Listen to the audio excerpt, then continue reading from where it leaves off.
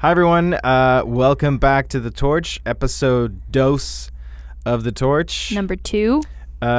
In which we find out that having your cell phones near the microphone cable, causes issues. I think we were looking around for 5 minutes to see what the cause of that was. Kimberly found it.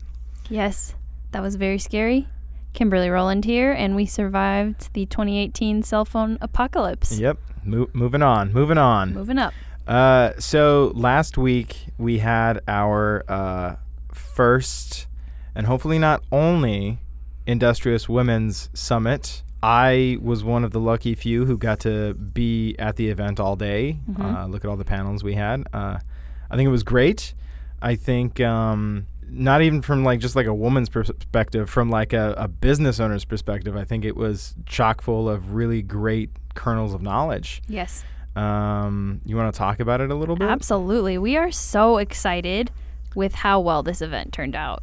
And Jake, couldn't have done it without you. Our whole team is, first of all, just got to give kudos to our amazing BBB team, because that was a big event to put on. It was a big event. It was an event we had never put on before, so we didn't have the benefit of experience to kind of guide us through it. I think it went off flawlessly, except for spilling coffee all over myself. Oh, that's right. That was. You fell up the stairs. I fell up the stairs, which it's kind of crazy that someone could fall up the stairs, but you know. Your camera didn't get broken. Everything's good. No, yeah, I think it's a reflex action. I know as soon as water comes near me, the camera goes away from it. Yes. Yeah. Save the camera.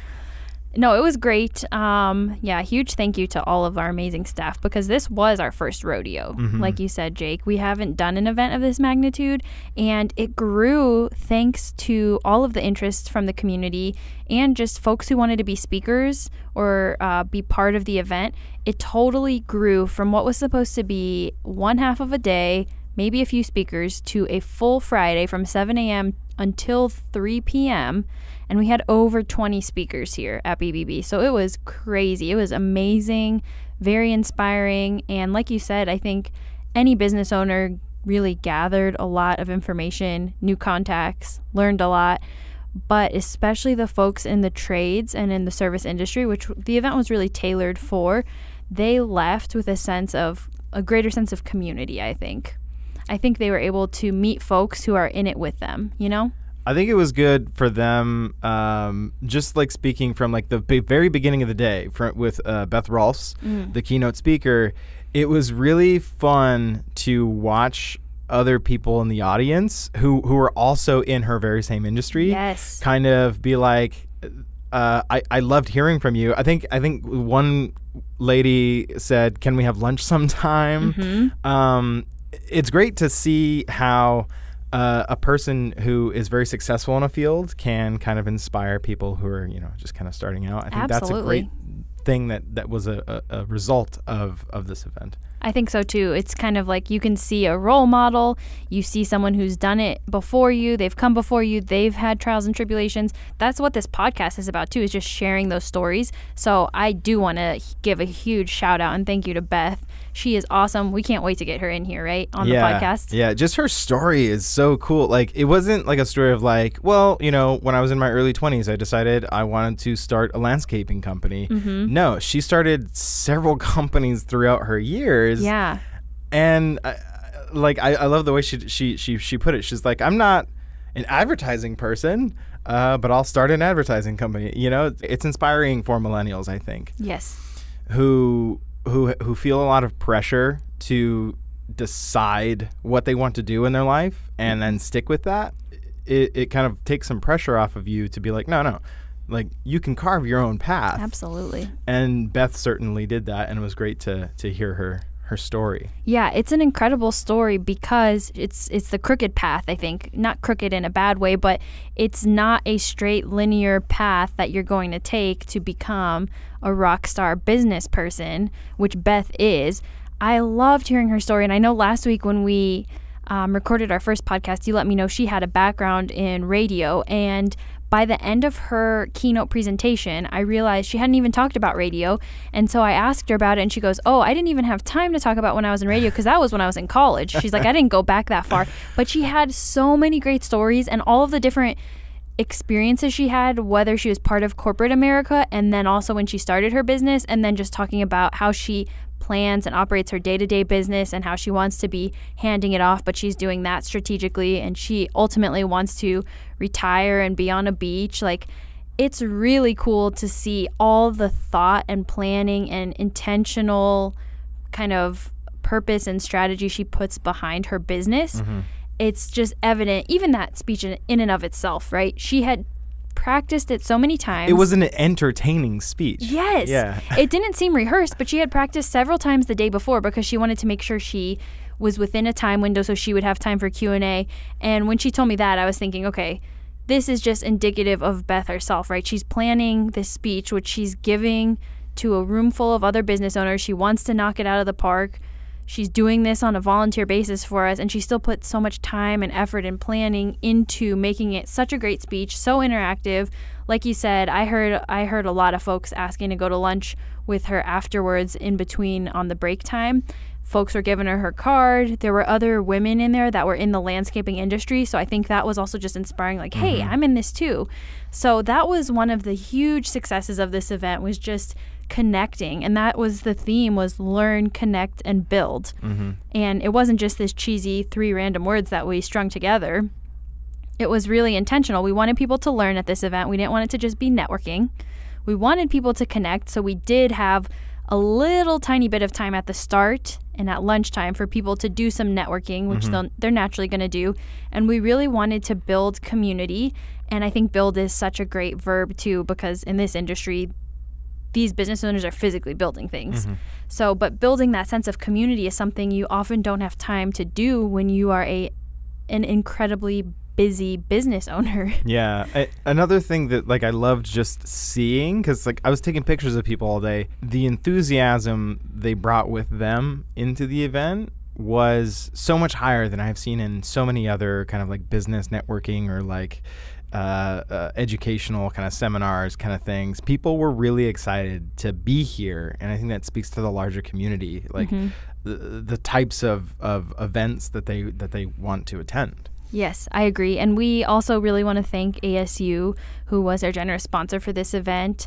They made this event possible for us to put on with the help of the Kauffman Foundation out of Kansas City. And the Kauffman Foundation, we could probably do an entire podcast just on them, but they're a foundation that's dedicated to entrepreneurship, especially serving diverse entrepreneurs. So folks who aren't always represented when you immediately think of entrepreneurship. And so this was just a natural synergy and partnership for us to work with ASU and the Kauffman Foundation on this. And Jimmy Choi, the Vice President of Entrepreneurship and Innovation, she kicked off the morning with Matt Failing, who's our President and CEO of BBB serving Pacific Southwest. So I thought that was really nice too, because it set the tone that this isn't just another networking event. There's some really heavy hitters in this room, and there's a lot of people who are dedicating resources and time to ensure that you succeed as a business owner. So I thought that was really impactful. And then, oh my gosh, right after Beth's keynote, we just had so many panels. And Jake, you were in the room with me for every single one of those. Yeah. We had a panel on business development and new revenue streams. We had a panel on working with the media, pitching, storytelling, earning media. Both of these panels had multiple industry experts on them. And then right before lunch, we had a panel on creating delightful customer experiences, which was a really great discussion. I loved that one. We had an amazing lunch that was catered by Aroma Culinary Catering, who's an accredited business with BBB. And we were able to bring in Megan Garcia from New America.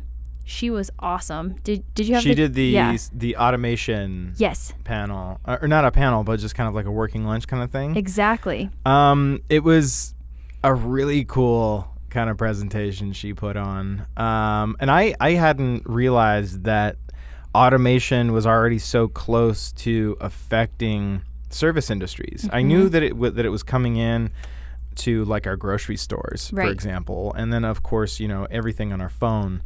But the idea that automation could affect in such a huge way something as hands-on as, like, the auto industry. Yeah, I love how Megan approaches the conversation too, because again, this was very condensed. She gives this over a full day. So she boiled the ocean into about 45 minutes for us. But what I thought was really neat is she presents you with the cold, hard data. And she pulled Phoenix-specific data because New America did some research just in Phoenix in the last year on who in the job market is going to be affected by automation, how they'll be affected, kind of what their demographics look like, because there are some trends about who's most likely to be affected by automation. And I think that sets the tone. It's like not this fluffy conversation. It's heavily rooted in data. And then she had a really great open conversation with these business owners like, hey, this is going to impact some of your employees. So let's talk about how we can reskill some of them or upskill them so that they're not out of a job forever. They're just going to have a new type of job. And that was interesting too. What I loved at the start of her presentation was she put a photo up there of a switchboard operator talking about jobs that are obsolete that you don't really see anymore. And it makes you think, okay, so what's obsolete or going to be obsolete in our lifetime? And so, yeah, that's what I loved about Megan's presentation. It did leave you with a sense of hope, and it also left you feeling a little bit more prepared, because this isn't a conversation that comes up every day when you're running a business, but it is something you need to think about because it's certainly coming. It's not a matter of if, it's a matter of when it's going to impact your business, your industry, your employees. So I really loved having Megan here. And then after lunch, we had a few more amazing sessions. We did the importance of self-care for industrious women, and we talked with the CEO and founder of Kennesaw, Kathleen Gramsay. She gave a really interactive session that I thought was wonderful about how jobs, whether it be a desk job or very manual labor jobs, take physical tolls on your body, and things that you can do every day to kind of reset your body and mind. I thought that was important. And then I said we saved the best for last, but we had a panel on industrious women in the age of Me Too, and it was a discussion about HR and culture. And wow, at the end of a day on a Friday, I was expecting people to be tired and anxious to leave, and we had to cut that session off because there were so many great questions and comments coming through, but we wanted to honor the time of the attendees. And so that just tells me that we have to do this event again. The Me Too panel actually was my favorite one. Was it? To just listen to. I think as one of the two men in the room. It was a really, and I'm glad neither of us said anything, but it was really good to be there and to listen to the stories of these really like powerful women. Yes. Talk about the inequities that they have experienced in the workplace, throughout their careers. I think it's really important that you were in the room, and I always think it's important that you have, even at women's events, there should be men present because they're allies. They need to be part of the discussion. We wanted you there. We were happy to have you there because it is kind of a human rights topic and discussion, really, when you think about Me Too. And it's very complex now, and there's a lot of factors, and there's some of the initial founders of the Me Too movement. There's been complaints against them in recent weeks. And so it is very complex, but at the root of it is just all about equality, right? In the workforce, equality in pay and how you're treated and respected. So it's about human rights. It's about respect. And I'm really pleased with how impactful that final session was. That session had great audience interaction too, because it was interesting to sit there and watch the panelists tell their stories, tell their perspectives, and then to turn and look at the audience and see how many nodding heads there were in agreement. Yes. Because it's an issue that affects everyone in big and tiny ways. I think by creating a space at a business event where we can talk about some of these difficult conversations that occur every day, unfortunately, not every day, but all over the world they occur, and there's inequalities, and we're just trying to create that space where people feel safe to share. And we can also talk about legal ramifications, which is why it was so important to have Andrea, who's one of our amazing board members at BBB, leading that panel because she's an attorney, so she had that knowledge to bring to the table too. So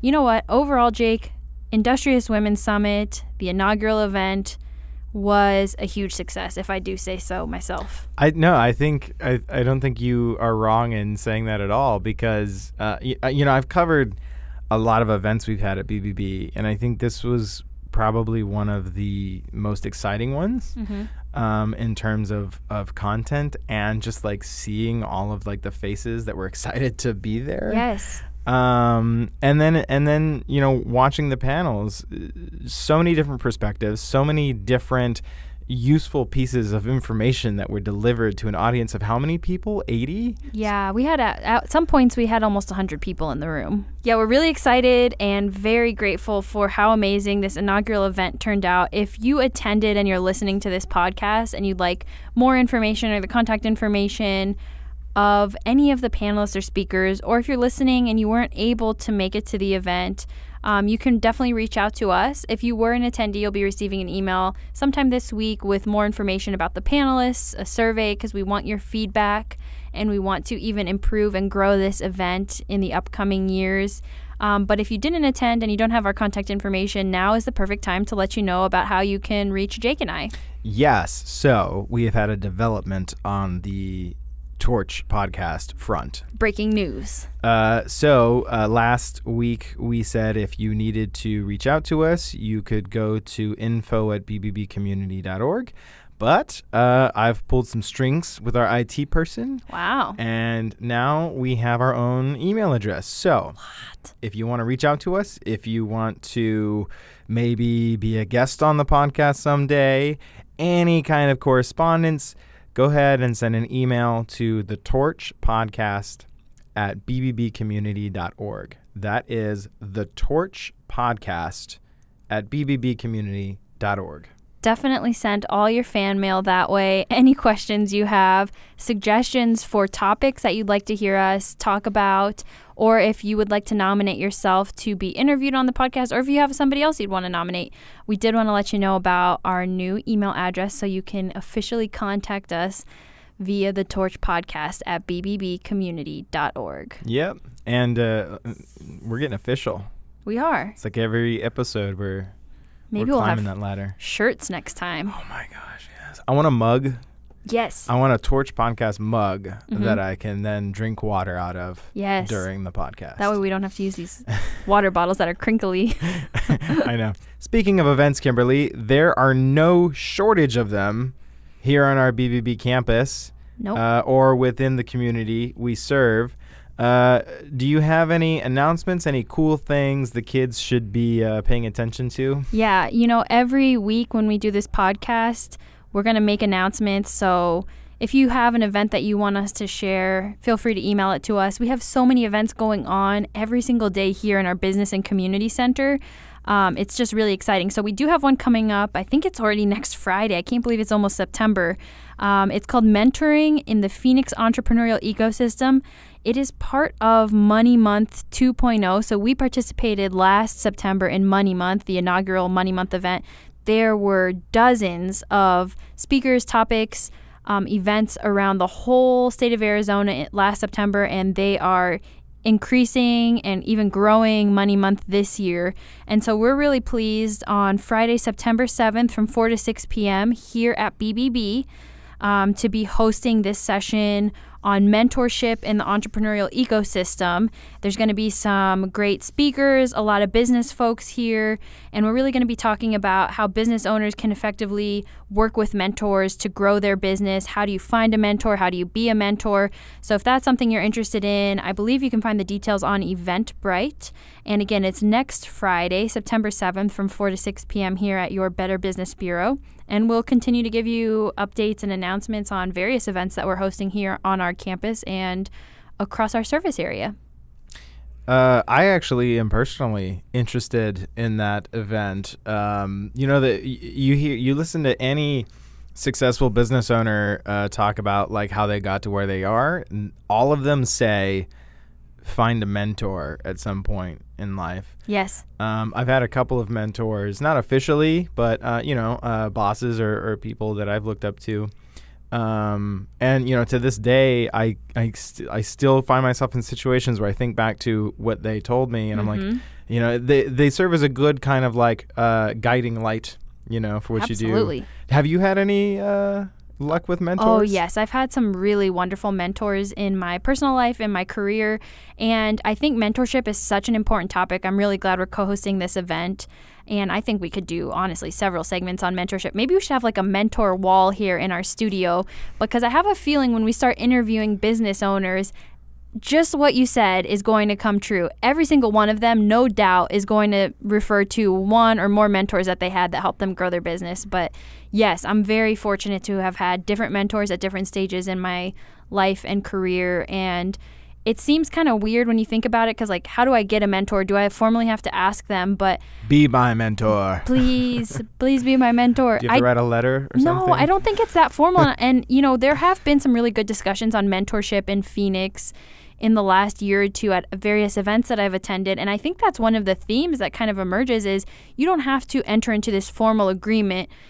It's kind of an organic thing that will happen between you and this person that you connect with. And ideally, you would want them to be maybe further along in their career, to have more wisdom or experience than you. But another interesting thing I learned about mentors is you could find someone who's younger than you or who has maybe less work experience than you, and they could also be a really good mentor because they know different things than you. So you want to seek out a mentor who can bring a different perspective to your life, to your job, and that's how they can really add value. So I'm a huge proponent of mentorship in general, of being a mentor, of being a mentee. I think there's nothing more important to someone's personal and professional success than mentorship. So check out this event. And I would love to do a future podcast on mentorship. Yeah, we should. We're giving ourselves our own best ideas, and it's fantastic. We are, and we're recording them so we won't forget them. Some very big and sad news this week. We unfortunately lost our longtime Senator John McCain. Mm-hmm. He visited our campus in 2016. Were you here? I was here. And I was in high school when he was running for president. Mm-hmm. And, seeing a guy on TV running for such a high office and then to eventually meet him and see him in real life and see him talk, and it's kind of a surreal moment, It's someone it's a larger than life personality, like standing right there in front of you in the place that you eat every day. Right. He gave a presentation in our town square. If anything, just the amount of time he served in office is a testament to his dedication to the people he served. Absolutely. He loved the people of Arizona and his country. And I think one of the greatest testaments to his life, what we're hearing on local news here in Arizona this week, national news, international news, is so many people are saying, regardless of your political ideology or beliefs, everyone's really uniting around this man, unfortunately, in his death. But I think that's exactly what he wanted. He prepared a final farewell address that was given by a family spokesperson yesterday, and it's really beautiful and incredible to see the thought that he put. We were talking about how Beth put a lot of thought and effort. People who are truly great leaders take the time to meticulously plan, and to see a man of his stature, like you said, who lives such a full and at times difficult and very long life, plan everything up until the moment of his death. It was really touching. And, the people of Arizona, we might not ever see a figure like him again in our lifetime, someone who gave so much to his country through public service, through military service.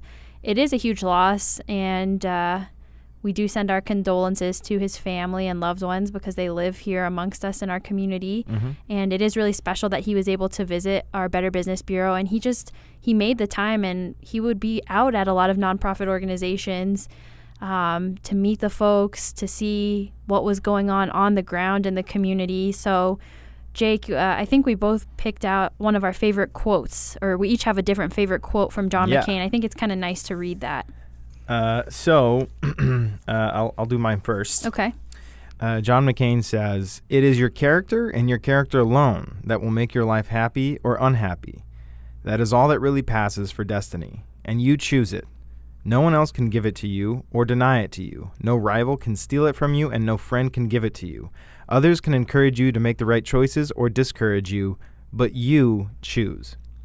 Yeah, the piece of having a strong character, an immense moral compass. It's something that no wonder he came here to BBB. I mean, it aligns so well with our brand of ethics and trustworthiness and just living a life of integrity. My quote is a little bit different, but the one that I really love, it's from one of his earlier memoirs. And John McCain said, "Nothing in life is more liberating than to fight for a cause larger than yourself, something that encompasses you but is not defined by your existence alone." I think that's really powerful because that can apply to anyone, not just a politician, not just someone who's given service to their country through military service, but this also applies to business people. It applies to nonprofit professionals. It applies to folks in the service industry. Everyone wants to be part of something that's bigger than themselves. They want to make an impact, and they want that thing that they are so passionate about and that they've dedicated their lives to continue on after they've left this world. So I think that's one of the greatest things, is he's leaving behind an immense legacy through lots of projects and programs and policies that will, proceed after him even in his death. So thank you for your service. Thank you for giving so much to our amazing state. We hope you enjoyed today's episode, and if you did, please subscribe to us anywhere you listen to podcasts. If you have feedback, please feel free to connect with us on social media or send us an email at thetorchpodcast@bbbcommunity.org, and we will see you next time. We'll hear you next time. You'll hear us next time. One of those will work. Should we just record this whole thing from the start again? Are you sure you want to edit all of this? And then boom.